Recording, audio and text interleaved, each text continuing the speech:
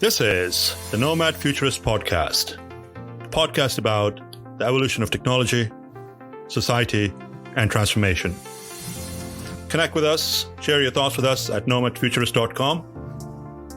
Let's get this started. Here are Phil and Nabil. Kevin, welcome to the podcast. Welcome to Nomad Futurist. It's a pleasure to be here. We've got Nabil in Hawaii. Phil in New York City. And Kevin in Chicago. Well, Kevin, tell us a little bit about yourself. What do you do? What line of work are you in? So for the last 20 years or so, I've been involved in the networking side of things. The simplest way to break it down I've ever been told is I build the highways by which computers talk to each other. So I work within data centers and then for financial firms primarily. How have you seen it progress over the last 2 decades, whereby if you look at where we're at today in the COVID-19 situation and it's a relevant concern, do you see that the highways are big enough to manage the traffic that we are seeing, especially in the circumstances that we are in today? I think for the most part, there's several different layers that you can take a look at. If you're going out to the prem, in individual people's homes, which is where most of us should be at this point, and are, there's a variance. Some people are still have a small bandwidth up and down. I think they're finding that up is just as important as down, especially with the advent of Slack calls and Microsoft Team meeting calls. The video piece of it, Zoom obviously is doing a great job at this point. But when people are hosting those calls, the upstream seem to be lacking. The down is not a problem from what I've seen.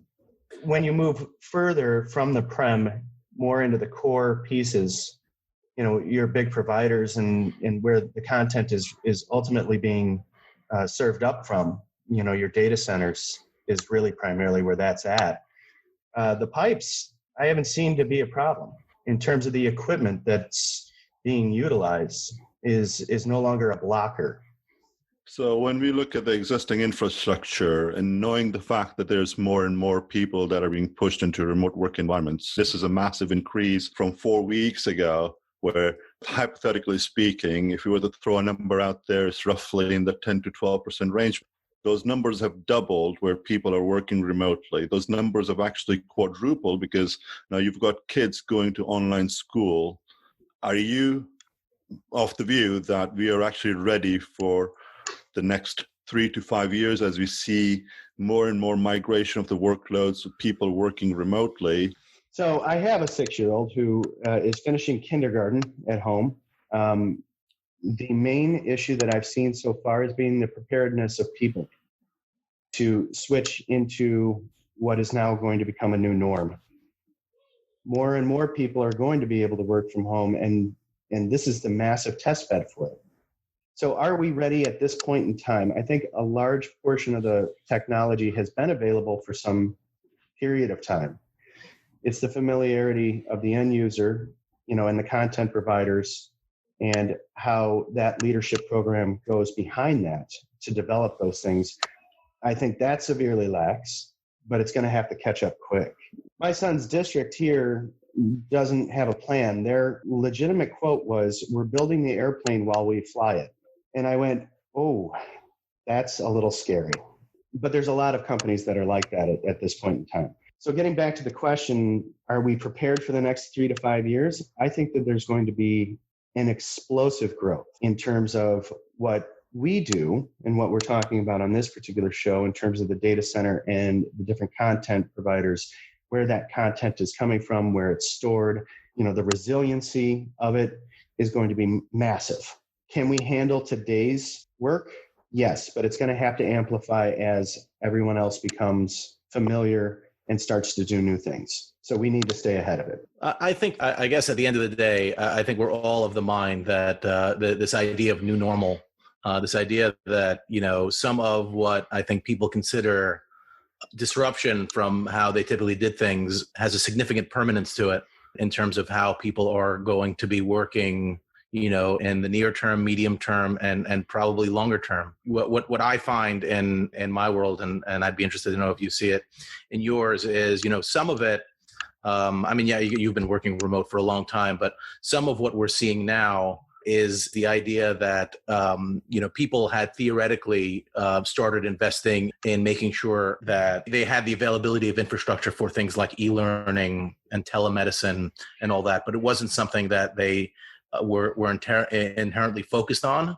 And it seems to me that something like this is just going to accelerate all of those plans on a massive scale. So right now, everyone is leveraging things like Zoom and Microsoft Teams and Google Hangouts and whatnot. But, so many of these companies that start relying upon these technologies more and more are going to have to build out some of that infrastructure internally. And that's where a lot of the investment may come from. I think it's the gravity of the situation, which is dictating how people are going after this. And I don't really want to go down this path, but here we are, and I'll do it anyway. We're all old enough to remember 9/11 quite succinctly and how things changed on a dime. Not to go into that too much, but for here, you literally had, in the space of a couple of weeks, everyone go from commuting to the office and all being in a centralized arena to now the gravity of the situation has taken them home and still have to communicate in a different way effectively to other counterparties without being face-to-face, which is incredibly difficult to do. And it's happened to the entire household across, the entire world simultaneously. Right. That's where things get really, really interesting. Right. It's a brand new world. It's for sure. It's not the first time anything like this has happened to us. We've had multiple events, whether it be technology-related events such as 9/11, whether it be flus from the 1918s. We've gone through, as mankind, we've gone through so many of these events over centuries that we should have actually learned to prepare ourselves for tomorrow. Funny thing about humans, isn't it? It's why people buy property in Florida during the winter and forgetting about hurricane season and immediately wonder why they did so during hurricane season. Yeah, I mean, if you take it from an economic perspective, the last time that we had a downturn in the United States was 2008. If you figure that for the financial systems, you have a bunch of people who kind of look at the market as it sits. They've never seen this. They're all 30 years and under. Well, 12 years ago, they were entering college. They had no historical perspective on this sort of thing. Not saying that that's a bad thing. It's just, someone like Ray Dalio will tell you he looks at historical instances across multiple different nations and across multiple different time frames to see how it likens to what is happening today. I think if we took more of a perspective on that and kind of more emphasis on that in terms of how to prepare for things like what we're about to see, we'd be better prepared overall. A part of the issue is us being human. Yeah. We tend to have short-term memory. We live in the moment. We don't necessarily plan for the future. Right. Where I was headed with that is that we've actually encountered this before. I mean, and let's put the financial discussion on the side for a minute, but for what you do and what I'm seeing, this call is actually a perfect example of it, whereby we've got latency issue. We're dropping packets as we speak. If you look at Netflix, if you look at Amazon Prime, if you look at Hulu, all the streaming media, they've actually exploded in the last 3 weeks. Absolutely. So what I've started to see is that actually content providers and distributors have actually started to slow down the buffering, slow down content distribution. Sure. And this is probably a perfect example of it. The question that I was leading into is like, why have not we had the opportunity to prepare ourselves for it, whereby we know we're not going back in time. Digital transformation we've been talking about, it's taking place. It's going to happen. We're not going to handwrite letters. We're not going to go live in caves. We're moving forward. Right. Why haven't we prepared ourselves for faster, quicker information and data to the users? That's an excellent question. At the end of the day, why the preparation wasn't done, I think, is the same answer that it's been done for any particular technology bump up. Within, what was it, when the car first got manufactured, 10 years later it took to get off of the horse and buggy. I mean, except for in Central Park, of course. But I think they do that for different reasons. It takes some time to get familiar with it and for things to develop as a new norm. When you're in a position like this where you're jumping into the deep end of the pool, it's sink or swim time. So I think that's why the content providers are putting a little bit of a restriction on some of the things, because they're not ready on the back end. The servers and serving up content, maybe that needs a little bit more care as opposed to getting it just straight out across the wire. I think there are two. There are two perspectives that are interesting here, right? One is that companies and service providers like people tend to concentrate their efforts on being reactive versus being proactive. They're going to solve a problem when it exists as opposed to anticipating a problem before it exists. Sure. And I think after the bubble of the 2000s, and both of your perspectives would be interesting on this. You had the concept of overbuilding, which has been replaced by the concept of oversubscription. It's the flexibility that and the cost benefit of not having to necessarily think that all of your users are going to use all of their available capacity simultaneously. That gets turned on its head during a situation like this, where you're not looking at something that is regional or even national, but like totally and utterly global. I assume people are watching Netflix in Antarctica right now, and that's bizarre. Very much so. I think in a lot of different ways, oversubscribing different things. I mean, at the end of the day, there's a profit motivation as well.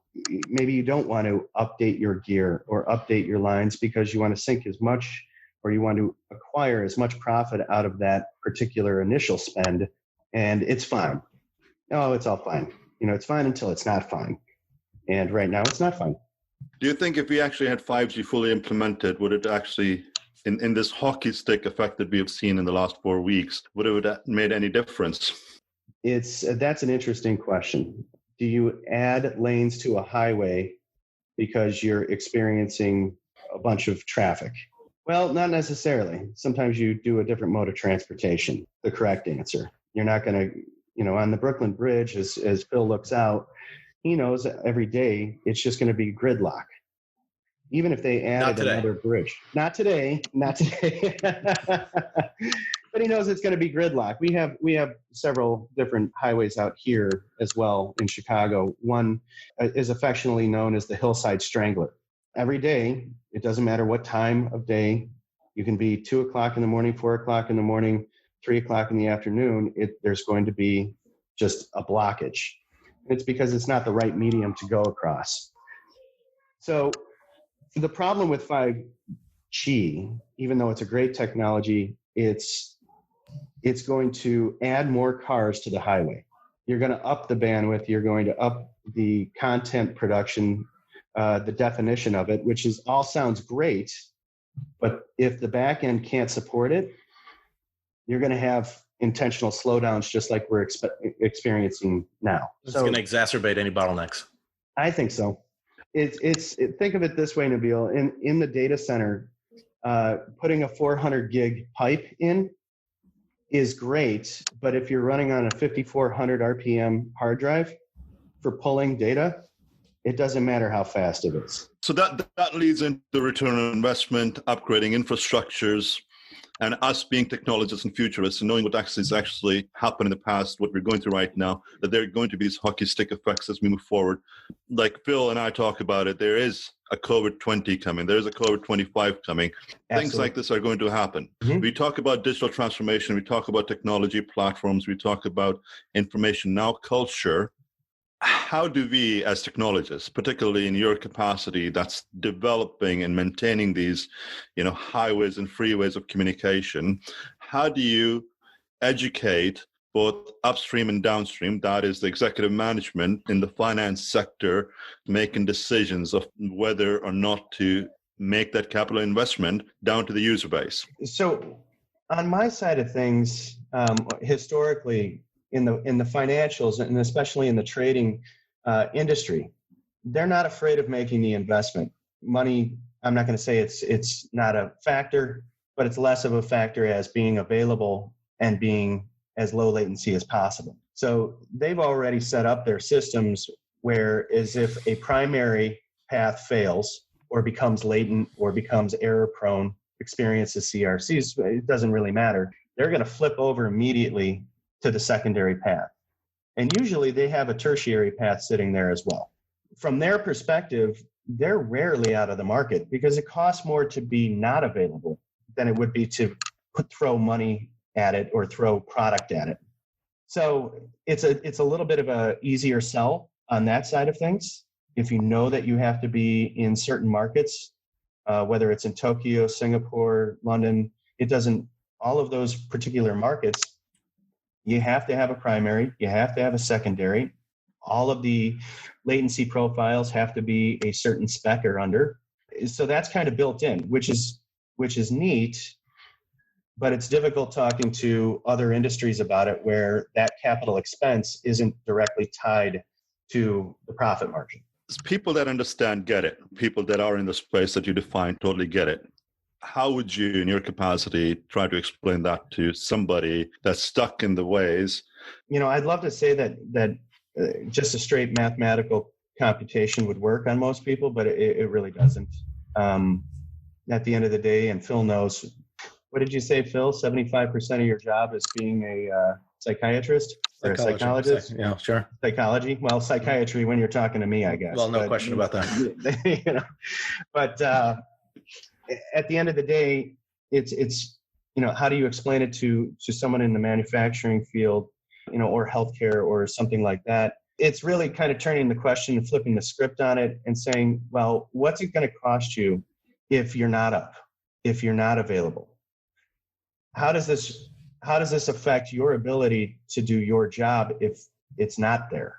I had the situation after Sandy in New York where, it was very difficult to get people to buy into the idea of business continuity or disaster recovery after a certain level of, people that had experience with that stuff in the theoretical. But once they actually experienced it, once they actually were disrupted, once they saw the potential, to have, extended downtime, you didn't really have to explain it in the same way that you had to explain it if you were trying to reference, in this particular situation, the 1918 pandemic. People are seeing the effects of this pandemic, and you either are going to react or you're going to die. From a business standpoint, it becomes much easier to make that sell, if sell is the right word. Yeah, it's a justification. I mean, it's not even really a sell. It's just protecting your own. It's protecting your own productivity.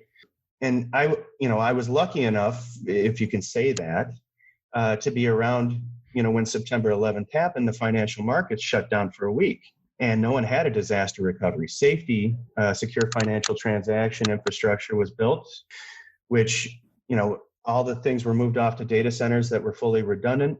You had to have DR sites that were 31 miles away from, and the short distance, you had to have a disaster recovery site that was 31 miles away from your primary point of business. This was all a known for us, for our industry, 17 years ago. But it was reactive at that. But it was reactive at that point. It's not like in 1995 they were like, okay, well, we need to make sure that we're planning for a terrorist attack in the. That'll never happen. Sure, quote unquote, right? And then it did. But now it's bought in. It's not even a question. It's actually, the question becomes, well, where's our DR site? And I guess that begs the question of, if you fast forward 19 years from today, are you going to have, yeah, exactly. I mean, things are moving much more at a much quicker pace today than they were. Is there going to be an effective, are we even going to need a pandemic response plan, or is it going to be built in, the amount of people that are leveraging work from home, is there going to be any difference between being able to go to the office, not being able to go to the office? Is the way we traveled even 3 weeks ago going to be the same as we travel, 3 years from now? I think the answer is probably no. I'm with you on that. No, I will say that there is definitely going to be a situation where companies, whether you're in insurance or legal or human resources or what have you, there's going to be multiple different ways and multiple different sites that you're going to have to be able to connect into. So from a disaster recovery and continuity planning situation, all of that will have to be replicated regardless of the business. Where does this lead the future of latency and bandwidth? Latency is a big thing. I mean, it is to me. I stay up at night thinking about latency, which is why I can, grow corn on the rows in my head nowadays. But it's latency. Think about this, just as an example. 10 years ago, when you got on Yahoo, you didn't mind if it took 20 seconds to load the full entire, page of Yahoo with all of its links out to other sites. If that takes more than 2 seconds to load now, what else are you on to? You're going somewhere else. You've moved on. So latency is it's a race to zero on everything, even in the content that you're consuming. If it takes too long, if there's a blip, it's over. So where do we go from here? I mean, we've become an information now culture. We want the information at our fingertips, anywhere, anytime. And we have it available anywhere, anytime. It's always on your phone. I'm on my Pixel right now. You can gather whatever you want. So where do we go from here? Well, you've got to have your systems react and be pointed towards the latency aspect of providing that content as fast and as quickly as possible if you want to keep people on your page. You have reminders like Amazon does. Hey, you were looking at this, deodorant 17 times that you get in your email afterwards, which is, yes, annoying, but that's the way that you recapture somebody's attention span. I guess one issue with that, if you can call it an issue, is kind of the democratization of traffic, and whether, in recent years, there was all this talk about, guys like Netflix paying carriers and telco providers a premium to prioritize their traffic, versus other folks. And I wonder, how that'll all play out. I think that depends on the political party in it at the time who's running the FCC, right? Because it all comes back to politics. Well, I mean, for the FCC, it really determines whether they're going to do net neutrality or not. Right. If you can, and if you can work together, which is a difficult thing for people to do, I think for the betterment of everybody, it would be open markets, better managed open markets in order to exchange this information back and forth in an expedient manner. But I'm coming from my standpoint, which is I just want to get the packet from A to Z. So there's other people who want to monetize that. And you're willing to pay anything to do it. Yeah, well, that helps. But in terms of the bandwidth, Nabil, going back to a couple of questions ago, I think it was about 5 years ago, my top end allocation through Comcast was 50 meg down and 7 to 10 meg up. And now you can get a dedicated gig here for, I think it's about 120 a month. Now, it's not dedicated, don't get me wrong. They oversubscribe on the back end, so on and so forth. But to your house, you think you got a gig. And that's, makes me feel as evidenced by what happens every time you walk around. Pretty much, right? Yeah. So I think the pipes are there. I think in terms of being able to move the packets back and forth, sure, we can do it.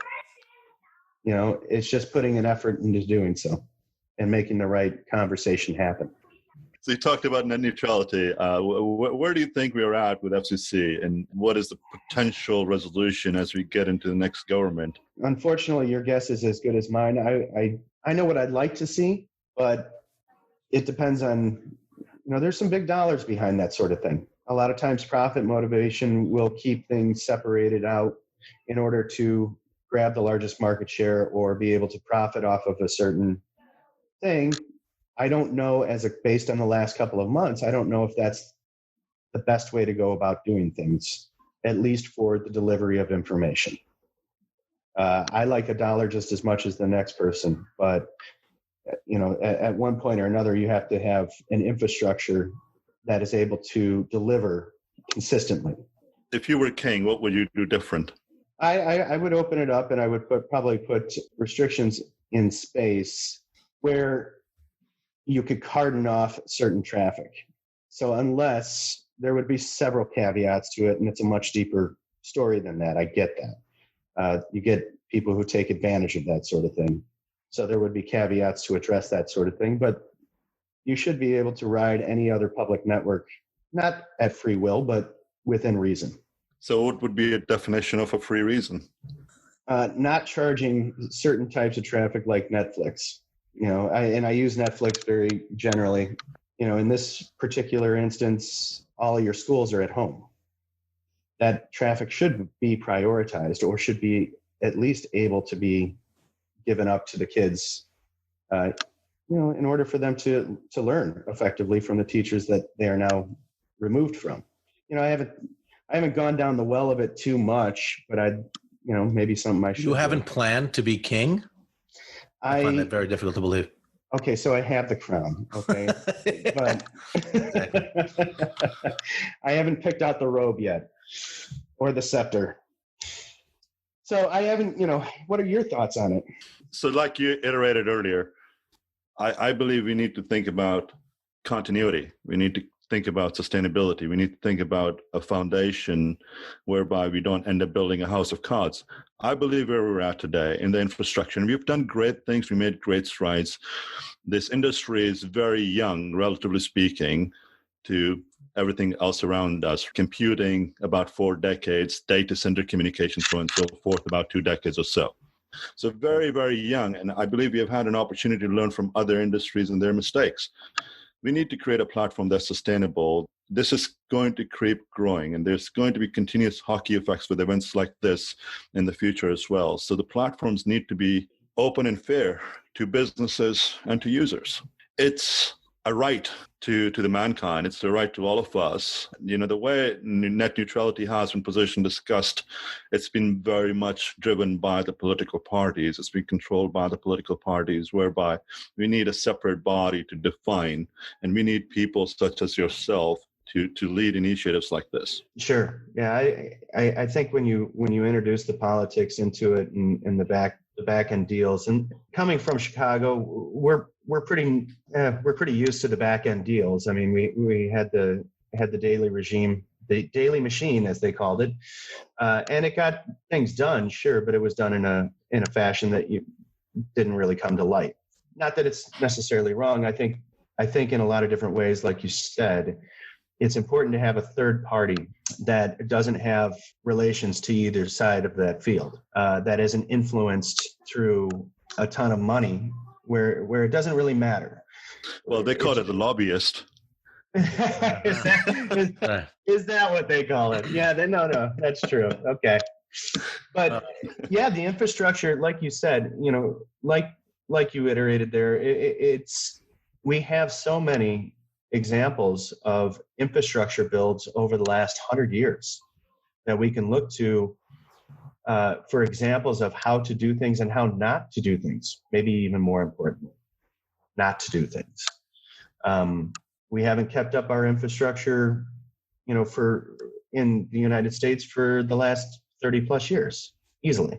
Well, I also think that the people that make the rules, like the politicians that are in control, are inherently unsophisticated when it comes to, the technology elements of society, whether it be the internet or computer or what have you, and it becomes really difficult. Let me rephrase: it becomes really easy to manipulate politicians because they still look at it as something for the kids to a certain extent, and that's changing obviously, but I think it's going to be a generational thing. So I just don't think the current crop of politicians that are in control have that knowledge base that makes them adequate to implement rules or really understand what types of rules they're implementing. And maybe that's a little bit generalized, but I think it's Let's change the subject, but I mean, you look at GDPR, you look at CCPA, very political driven.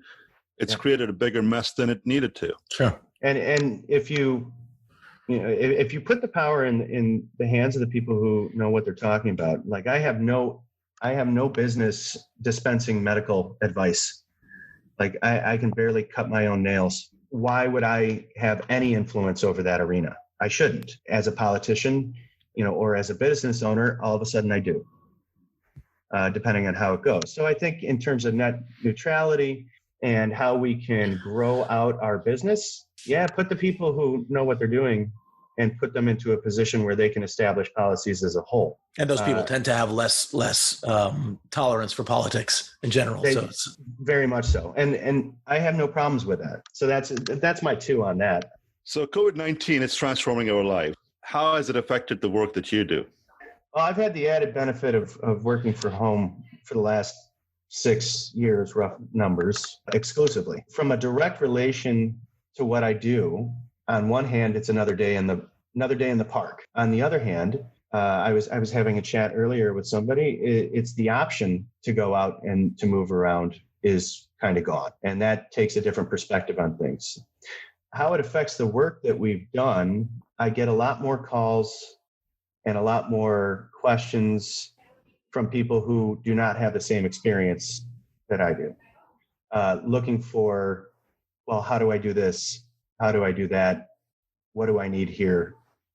So it's more of a support from a personnel standpoint, as opposed to the actual underlying infrastructure running, because that's just doing its thing. You were in a world where you had to travel, from data center to data center, oftentimes to there is that, connections, right? So I assume that part of your life has been fairly impacted, fairly significantly impacted. So the last trip I had was Singapore and Tokyo in early February. I kind of feel responsible for everything here happening in the United States. Patient zero, we're looking at them. Yeah, right here. But now we're to the point where I believe in London, they went into a lockdown where, at least in one of the larger data center providers, retail data center providers, they're locking out all the customers, and you have to utilize the internal smart hands to get anything done. There's been a definite slowdown in deployment of connectivity. Obviously, I'm not going anywhere for a while because there's really no flights to do so, and there's really no justification in light of what's happening. Keeping that in light, are you seeing business as usual? You are focusing more on just keeping up with and maintaining the infrastructure, or is there initiative in place for further enhancements and upgrades? So the short answer on that is yes to both. So the first one is our infrastructure is typically spec'd very high anyway. Usually I'm not going to say bleeding edge, but we're pretty close to the quickest and least latency sensitive. We're a latency sensitive environment. So everything is spec'd very high. In times like this, where you have massive volatility in the market, grand uncertainty from a social level, it is actually better for us to take our hands off the wheel and allow autopilot to run for a while, if you will, and just let the infrastructure do as it will. That opens us up to plan for the next phase. So we watch for any type of problems that will be coming along. Of course, there's always the monitoring component, and make sure that nothing goes wrong there. But then you open up for a planning phase where we can say, all right, well, this is what we know about this particular set of time. This is what we know is coming down the pipe. And this is how we're going to plan to be out in front of that. So the next time we have a situation like this, we'll have everything in place first. And so we can just take our hands off the wheel. If we're running behind, we're toast. Do you feel comfortable that there's enough tools, processes, protocols, data points in place where the autopilot would suffice for a period of time and you can focus on other things? Or there is that level of criticality and exposure that there might be another wave that could potentially disrupt the autopilot and move it from track? Sure. So I think we're talking about there's two different perspectives on from the infrastructure standpoint, and specifically talking about the financials in the trading world. It's better if I don't touch anything.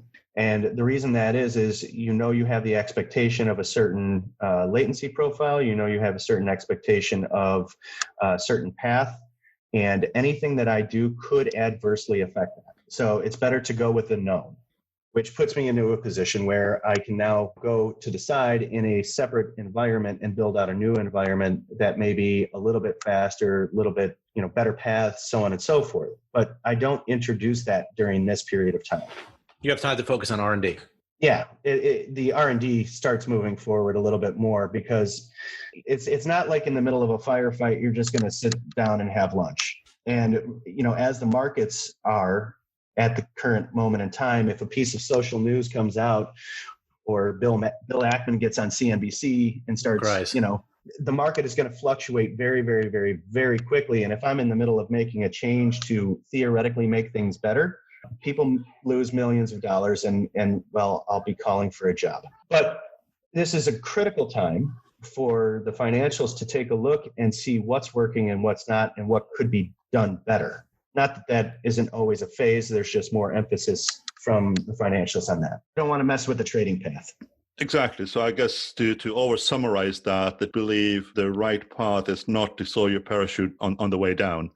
You might get to the ground faster, but I don't think the end result is where you want to be. What do you see some positives that are going to come out of COVID-19 from a technology perspective and adoption of technology? I think everyone's going to become a lot more comfortable with the idea of being able to remotely work. I think ultimately that will help in people's perspectives on taking care of themselves. The stress levels of even commuting is actually pretty high. I've been on the New York subway. I don't know how you guys do it.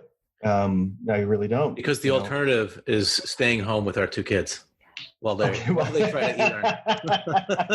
Yeah. Well, fair enough. Replacing one stress for another. As you probably, I don't know if you can see like the historically large bags under my eyes right now. No, I'm not sure this particular time is one of lack of stress, but there's no question commuting is no walk in the park either. No, commuting, and then the office has its own set of intricacies that are interesting. I think people will be ultimately more productive when left to their own devices, as opposed to the water cooler talk, and not to even though that's important, is to be able to reach out to people and get together with people. So I think in the immediate term, there's a lot of anxiety that's being produced around this. There's a lot of fear. There's a lot of unknowns. Ultimately, I think what's going to happen is businesses are going to figure out that they don't need the footprint that they have in place. There's probably going to be some nice cost savings there. I think there's going to be some different definitions to the new normal on who's able to work from home a considerable amount of time. I think that there's a lot of things here at play which are very, very interesting. So with the definition of the new normal, do you think it's going to broaden the gap between the generations that we have? Oh, boy. We're talking the boomers and the millennials? Is that what we're talking? Exactly. Yeah, and the Gen Z. Man, well, and the funny part is we didn't even mention Gen X, which technically I'm the one in the middle, but I think we're just hearing it from both sides and just grabbing the popcorn and watching. There seems to be a lot of fireworks in between them. I see a lot of similarities between the generations, the way they came up and the way that they react. That's my perspective on it. Do I think it's going to close the gap? Well, yes and no. Certain areas probably not. I think everyone likes to point the finger as opposed to being accountable for their own actions. It's just easier that way. And so they're going to default to what's easiest. Yeah, and that's calling the millennials or the Gen Z to come in and turn on their TV.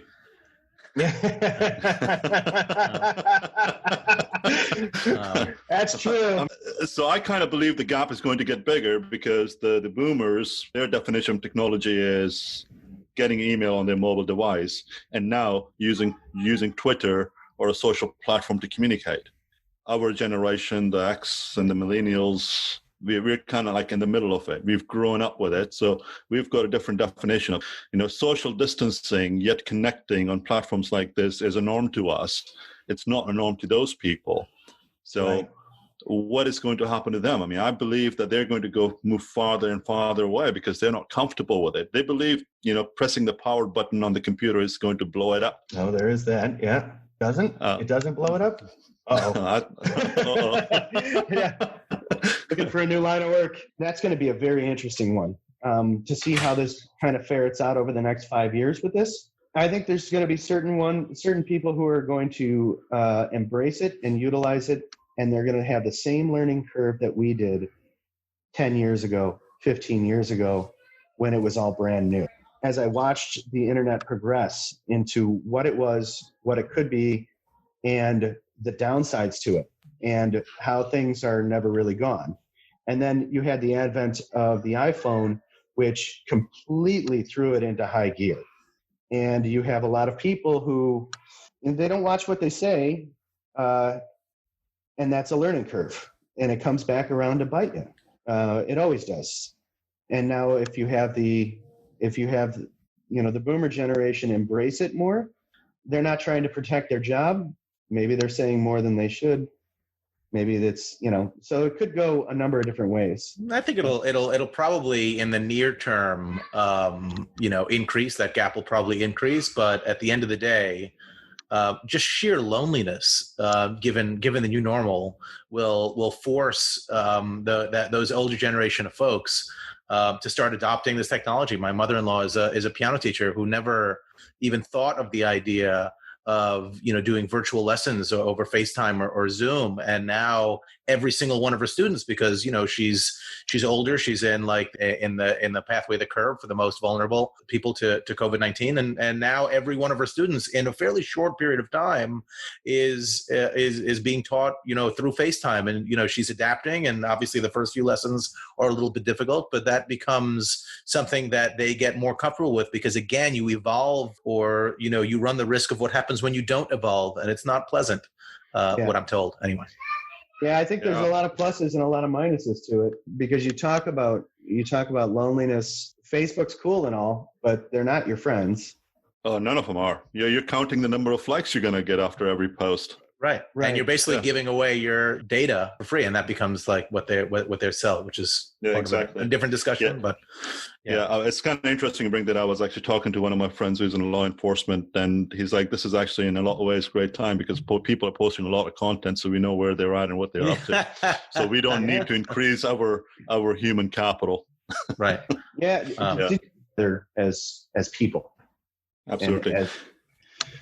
So what led you to your profession? And what has helped you be successful and to get to where you're at in your journey?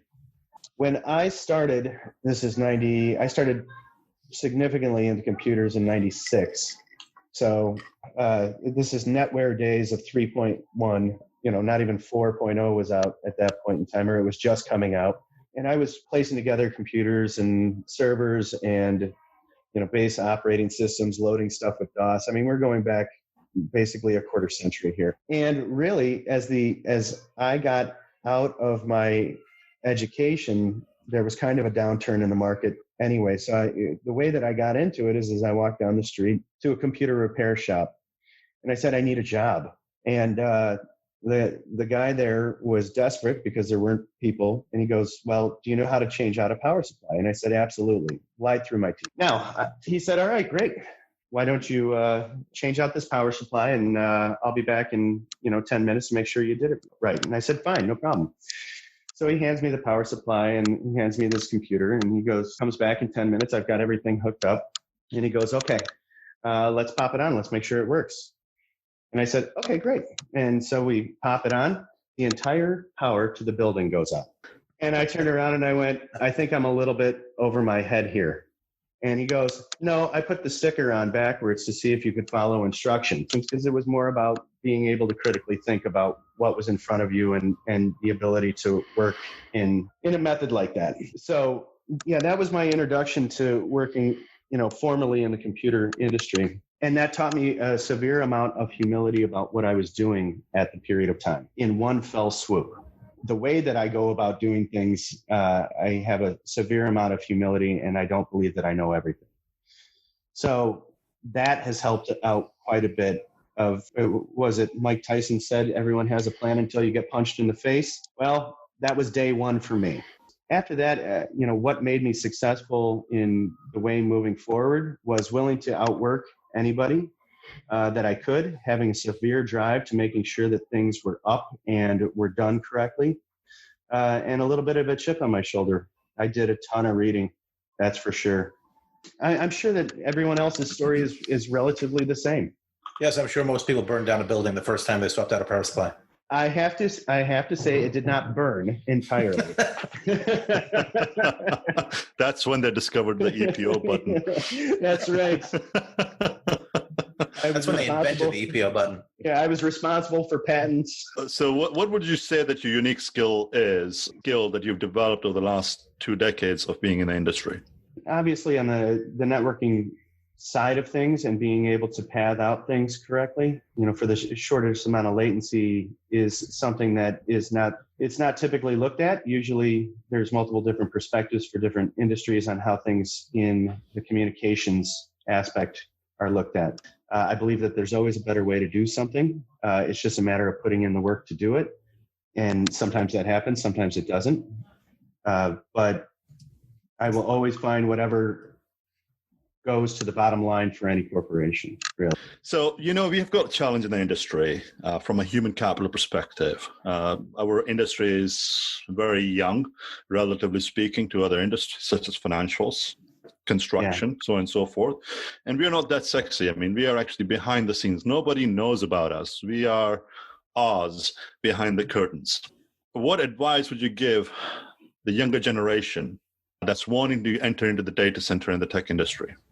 So there's a couple of things. Like you said, we're behind the scenes, and I have this saying that I let everybody know that I'm working with. If you're hearing from me, there's a problem. You should never even know I'm there. In fact, you should never hear from me, because things should just work. And if they don't, and you're hearing from me, then there's a significant problem. In terms of giving advice to people coming into this industry, or maybe they're making a decision on whether they should, or whether it would be fulfilling or be part of living their best life, or what have you. There's a ton of great relationships that you can make in this industry. There's a ton of very interesting stuff. It is called work for a reason. Not all of it is fun, but there's great things that you can do, great relationships you can make. You have tremendous strides to move along up the ladder. If you don't want to move up the ladder, you can move sideways. Ideally, you don't move down the ladder. Really, there's just a lot of growth and a lot of interesting things to do. And like I said, not all of it is sexy. Sitting in a data center where it's dark on purpose and it's colder on purpose, it's not the most fun thing to do. But when you think about the underlying things that it's supporting, which is everything, there's nothing that's not affected by our industry. You got to feel pretty good about that in terms of a mission in life. Yep. So what do you wish you had known when you started out? What advice would you give to your younger self? Yeah. Oh, you guys hear that one too, huh? Yeah. I probably would have done it the same. Just being who and what I am, being more comfortable with that right off the bat, and knowing that, not everybody else is going to push as hard as I will push, and be all right with that. Have a little bit more humility about it, and know that you can go at your pace, whether that is a frenetic pace, or whether that's a more consistent run at things. Either way is fine. Just be all right with it. Yep. Well, so you've done a lot, you've accomplished a lot. How do you continue to learn? I mean, in this ever-changing world, technology is evolving on a daily basis. We've got something new coming out every day. How do you keep up with the times? That's the best thing in the world. The fact is, as soon as you buy into the fact that you don't know anything, in the grand scheme of things, you make friends who do know things in certain areas that you're not going to get. I am the least knowledgeable person on this phone call. You can try and keep up, but it evolves so quickly. Like you said, there is always something new to learn, which is kind of exciting if you're into that sort of thing. And you just constantly bounce ideas off people, and then you research them and you go into that particular arena and you try and make good insteps for whatever you're doing. Always try and make progress towards what you're trying to accomplish. Other ways that I do it is I have conversations with people. I like people, which is unusual for technologists. It's really not. People love talking, and obviously so do I. So we bounce ideas off each other. And what are you doing here? What are you doing here? And how are you doing that? And boy, that's a web that just keeps growing. And it really produces some very interesting, fruit from there. So that's how I go after it. I think, if you look at one of the questions you asked was Nabil was what good can come out of COVID-19, and I think one of the things there's no question of is this idea that was utterly impossible 3 weeks ago or a month ago of just a global pause. Like everyone, I mean, I get it, trading is still happening and volatility and blah, blah, blah, but everyone is sitting at home.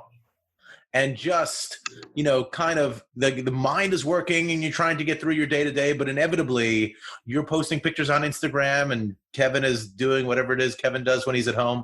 Yeah, don't ask. I won't. That's a different podcast. But it's just this idea of being able to understand, internalize, focus on, the grander scheme of things and focus your energies on not just, getting through your day and going to the office and going from business lunch, as much as I love them, to business lunch or meeting to meeting or traveling or whatever. It's that time that you have, Nabil, who travels all the time, and Kevin, who travels, significantly, that time on the plane where you are just, that's your time to think. I don't travel that much. I have the bathroom. That's basically all I have. But basically everybody is in the plane. Everybody is sitting on the toilet essentially 24 hours a day and able to just not worry about the craziness that's going around all around us. And I think there's something beneficial about that we might not see this second, but I think it might slow down the pace, in the longer term as people start becoming acclimated to this idea of not having to, spend 3 hours a day commuting or whatever. I believe one of the positives, looking at it, it's bringing the community closer, it's bringing friends closer, it's actually creating more of a personal relationship, and it's eliminating the false personas that people have actually put on for the last couple of decades. The real people are coming out. The conversations are real. Which is counterintuitive. You would think that the exact opposite would happen, but somehow, this thing that has made us all separate from each other has somehow brought us closer together and made the world smaller, because now you guys are just inches away from each other on my screen. Not even inches, millimeters away from each other on the screen. Yep. That is a great perspective on it, isn't it? I spent more time in Kevin's house in the last 2 weeks than I would ever have spent had it not been for COVID-19. That's true. But I hope that's the way that it ends up going. People Absolutely. have better conversations. They take a little bit more time thinking about what they're doing or what they're about to do, as opposed to the reactionary, just get it done. My God, I have so many dishes every day. So many dishes. I mean, I can't take it. I'm constantly running that dishwasher. I got 2 dishwashers now. Of course you do. Yeah, of course I do. Yeah. Ladies and gentlemen, Kevin McNicholas. Thanks, guys. Kevin, thank you very much for taking the time. It was great seeing you. Enjoy the conversation. Awesome. Until next time. Absolutely. Get to see you in person. Yeah. Oh, absolutely. Well, as soon as the airwaves come up, I'm coming out to Hawaii, my friend. So I think you're going to have a huge influx of population migration. Talk about chain migration. We're all coming to Kona.